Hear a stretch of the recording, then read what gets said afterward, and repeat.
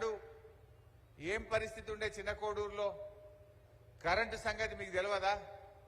6 గంటలు 7 గంటల కరెంట్ వస్తుండే మన ప్రభుత్వం లేకముందు. రాత్రిపూట 3 గంటలు, పొద్దున్న దాకా 3 గంటల కరెంట్ వచ్చు. అప్పుడు కిరణ్ కుమార్ రెడ్డి గారు, అదే రోషయ్య గారు, రాజశేఖర్ రెడ్డి గారు ఉన్నప్పుడు 5-6 గంటల కరెంట్ వచ్చేది. ఇవాళ కేసీఆర్ గారు దాదాపు 90,000 కోట్లు ఖర్చు పెట్టి మోటార్లు కాలకుండా, ట్రాన్స్ఫార్మర్లు కాలకుండా 24 గంటల కరెంటు మన చిన్న కోడూరులో వచ్చిందా రాలేదా? ఎన్ని సబ్స్టేషన్లు పెట్టిందే మీ దగ్గర? 2 ఊర్లకు 3 ఊర్లకు ఒక సబ్స్టేషన్ పెట్టిన చిన్న కోడూరులో. ఒక చిన్న కోడూరు మండలంలో 12 సబ్స్టేషన్లు కట్టించిన నేను. దాంతో మోటార్లు కాలకుండా మంచి కరెంట్ వచ్చింది. కేసీఆర్ గారు కరెంటును చక్కదిద్దిండు. మిషన్ భగీరథ పెట్టి మంచినీళ్ల కష్టాలు తీర్చిండు.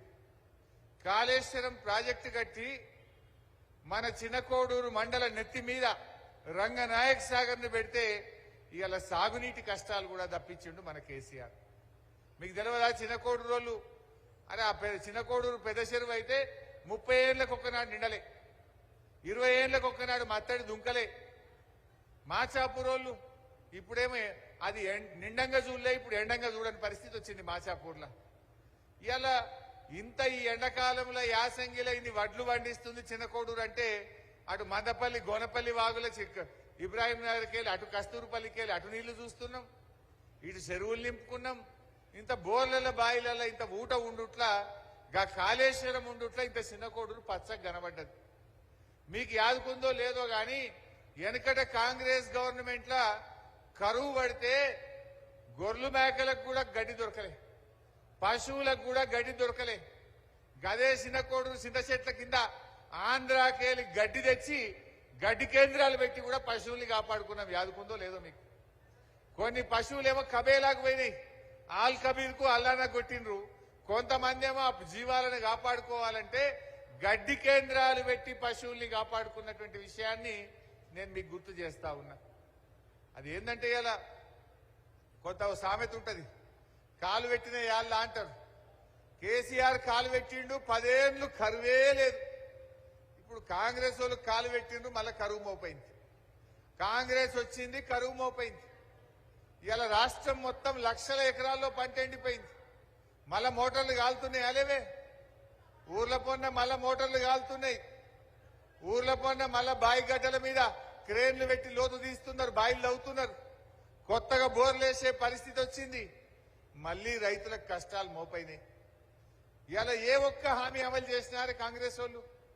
ఎన్ని చెప్పిండ్రు? ఓడదాటిదాకా ఓడమల్లప్ప, ఓడదాటినాక బోడమల్లప్ప అన్నట్టు చేసింది కాంగ్రెస్ వాళ్ళు. 100 రోజుల్లో 6 గ్యారంటీలు 13 హామీలు అమలు చేస్తామన్నారు. అయినాయా? అమలైనయా? దాని పేరు ముద్దుగా పేరు పెట్టిండ్రు. ఏందంటే గ్యారంటీలు అని పేరు పెట్టిండ్రు. మరి గ్యారంటీ అంటే పక్కా చేస్తామన్నట్టు. మరి చేసిండ్రా? ఆయన తీసుకుపోయి ఛాయ్ దాపిరా బిడ్డ. అది చేసిండ్రా? నమ్మబలికిండ్రు. 6 గ్యారంటీలు అమలు చేస్తామని నమ్మబలికిండ్రు. నయ వంచన చేసింది ఇవాళ కాంగ్రెస్ ప్రభుత్వం.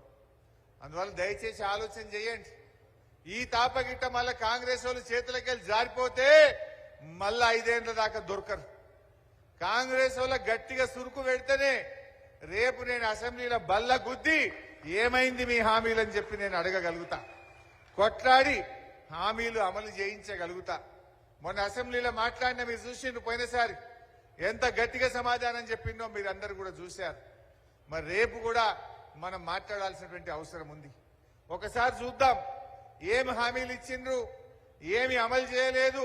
మీకు అర్థమైతే మీరు ఊర్లలో పోయి ప్రజలకు అర్థం చేయించగలుగుతారు. దయచేసి కార్యకర్తలు అవసరమైతే మీ ఫోన్లో వీడియో తీసుకోండి, రికార్డు చేసుకోండి. ఊర్లలో పోయి మంచిగా అక్క చెల్లెలకు, అన్నదమ్ములకు కాంగ్రెస్ ఎంత మోసం చేసిందో మీరు వివరించాల్సినటువంటి అవసరం. మొదటిది 2 లక్షల రుణమాఫీ. ఇవాళ రుణమాఫీ చేసిన వాళ్ళందరికీ నేను విజ్ఞప్తి చేస్తున్నా, ఎంబడే బ్యాంకు పోయి 2 లక్షలు తెచ్చుకోండి. డిసెంబర్ 9 నాడు నేను రాగానే మాఫీ చేస్తా. ఇవాళ చంద్రశేఖరరావు ఏమనుకుంటున్నా అంటే రుణమాఫీ చేసిన ఓట్లు నాకు పడతాయని. నేనేం చెప్తున్నా అంటే రుణమాఫీ అయిన వాళ్ళందరూ ఎంబడే పోయి మళ్ళీ 2 లక్షల రుణం తెచ్చుకోరి. డిసెంబర్ 9 నాడు నేను అవి మాఫీ చేస్తా. కాబట్టి రైతులందరికీ నేను విజ్ఞప్తి చేస్తున్నా, ఎంబడే పోయి బ్యాంకు పోయి లోన్లు తెచ్చుకోరి, వచ్చిన ఎంబడే నేను రుణమాఫీ చేస్తా. అయినా అదే 2 లక్షల రుణమాఫీ ఏమన్నాడు? డిసెంబర్ 9వ తారీఖు నాడు కుర్చీలో కూర్చోగానే మొదటి సంతకం పెడతా అన్నాడు. సిద్దిపేట అంటే మీకు తెలుసు కనుక నమ్మలే, కానీ వేరే దగ్గర జనం నమ్మిండ్రు. పాపం రైతులు ఈ 2 లక్షలు వస్తాయి కదా అని ఆశపడి ఓటేసిండ్రు. కానీ గద్దె అత్యధికంగా రైతులు పండిస్తున్న పంట వరి ధాన్యం. డిసెంబర్ ఇవాళ వరికి కనీస మద్దతు ధర 1960 రూపాయలు ఉంది. ఇవాళ దళారులు మిల్లర్లు 1200కు 1400 కొంటున్నారు.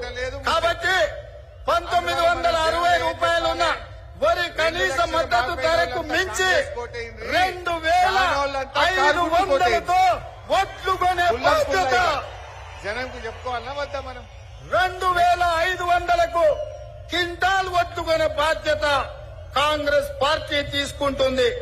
అదేవిధంగా మొక్కజొన్న గిట్టుబాటు ధర రాక వడ్లది అత్యధికంగా రైతులు పండిస్తున్న పంట వరి ధాన్యం. ఇవాళ వరికి కనీస మద్దతు ధర 1960 రూపాయలు ఉంది. ఇవాళ దళారులు మిల్లర్లు 1200కు 1400 కొంటున్నారు. కాబట్టి 1960 రూపాయలున్న వరి కనీస మద్దతు ధరకు మించి 2500తో ఒట్లు కొనే బాధ్యత 2500కు క్వింటాల్ ఒట్లు కొనే బాధ్యత కాంగ్రెస్ పార్టీ తీసుకుంటుంది. అదేవిధంగా మొక్కజొన్న వడ్లు కొంటా అన్నాడు. గిట్టుబాటు ధర రాక కాలంలో అయితే ఏం చెప్పారు? రైతులు చనిపోతున్నారు. అమ్ముకోకుండా ఇవాళ కనీసం మద్దతు ధర 1870 రూపాయలు